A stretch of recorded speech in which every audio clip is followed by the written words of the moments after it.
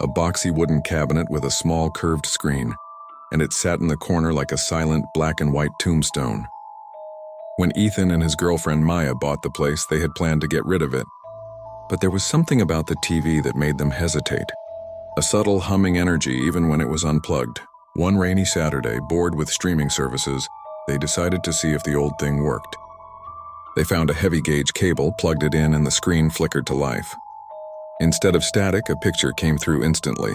A grainy black and white scene of a family sitting around a dinner table. It was a newsreel, or so they thought, from the early 1950s. The family was unnervingly still, their faces pale and their smiles frozen. Then the family turned their heads and looked directly at the camera, their smiles gone. The man at the head of the table mouthed something, but no sound came out. The screen flickered and the static returned.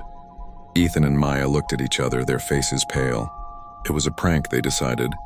Some strange recording left behind by the previous owners. But when Ethan reached for the power button, the screen flickered again and a new image appeared. A still, silent shot of their own living room. The TV was showing them themselves, but from a different perspective, as if it were a camera in the corner of the room. The image shifted, and the TV was now showing them the other half of their basement, the dusty part they hadn't gotten to yet. A dark corner, a web-filled box. As they watched, a shape emerged from the box.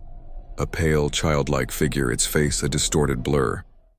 It started to giggle, a hollow, tinny laugh that echoed from the TV speaker, Old House Scary Story. Terrified, Ethan and Maya stumbled backwards.